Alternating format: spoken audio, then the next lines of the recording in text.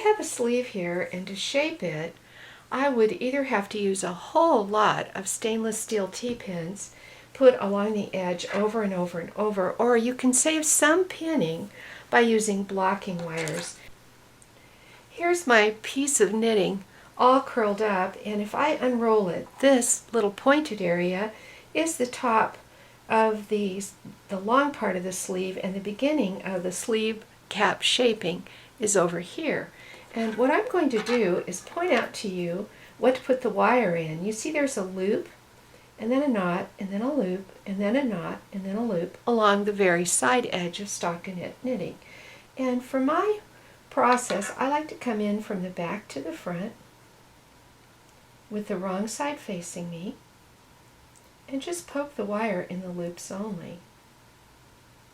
This is a lot easier than pinning.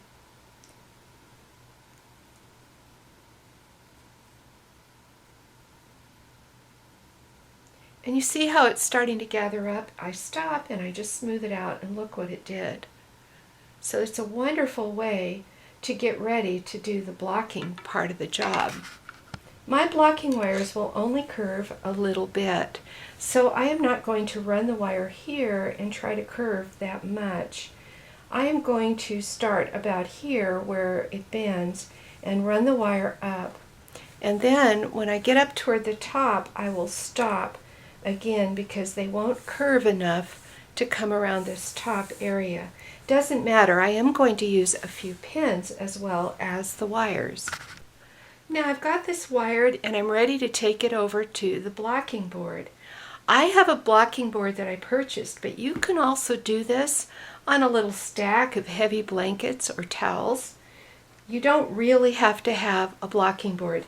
Typically, an ironing board is not going to be big enough though. My blocking board is a roll-out affair, not a homemade one. It's pretty old and beat up, but I like it because I can roll it up and put it away. Now mine is marked in 1-inch squares, which is a useful thing. If you're making your own and covering it with fabric, you might want to consider covering it with 1-inch gingham. And here's my sleeve. It's got the wires in it, but it's not smoothed out at all. And in order to do this job, I'm going to have several supplies. I'll need a measuring tape, some pins, and I am going to need some measurements for my sleeve.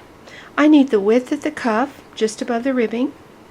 I need the width at the armhole, just before it starts to get narrower. I need the length to the armhole, and I need the length of the sleeve cap. So I have brought that along as well. I've just inserted a pin, and my pin needs to go through this red line, and it needs to go through the center of the bottom of my sleeve ribbing. Now please notice that I am not putting blocking wire here. I don't like to block ribbings. I like them to retain their bounce. So that puts the center line at the bottom of the piece into place. Now let's get it on the top of the piece. My sleeve is just under 24 inches from the top of the ribbing right here up to the center top of the sleeve cap. And I had already smoothed this out and put a pin in place, and I used the same red line I used on the bottom. So now my sleeve is centered on this red line so that I can get my width correct. The width of the cuff right here above the ribbing is supposed to be 8.5 inches. So I simply found the center of the cuff and worked my way up that same ridge of ribbing and poked a needle. That's just for measurement purposes, that guy. And half of 8.5 is 4 1/4. So I'm going to measure over and get my 4 1/4 so that I can put this down at the right spot. And there's 4 1/4 right there. Let me hold that with my finger and poke a needle, poke a pin right there. And I'm double checking it. 4 1/4 over to the pin, and I angle the pins out so they'll stay. Now I'm going to do the same thing over here. I want to measure 4 1/4 over to this pin. There's 4 1/4 right there. And I'll put a pin down and angle it out. Now my next job is going to be to get the measurement at the armhole. Now to get the armhole and find the center on it, I'm going to just take this tape measure and stretch it between my pins, which were centered so carefully, and stretching that, put my finger here and just put some pins right where the center is so that I can find it. I'll just put a couple of them. Now you can also cheat.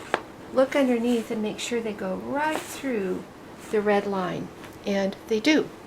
The width from here to here is supposed to be 8 1/2. So let me get that width. I'll just hold this against the wire and come across, find 8 1/2. The reason that this matches so beautifully without me wrestling with it is that I did a careful gauge swatch. Now over here I want to get this one, same idea, from the pin out to the wire at that point, and it needs to be 8 1/2.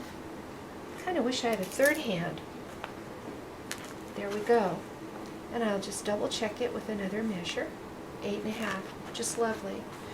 Now it gets really easy. All I have to do is just pin along these edges. And I just angle my pins out, but you see how few pins it's going to take to make this hold? It's really going to be pretty easy to get it.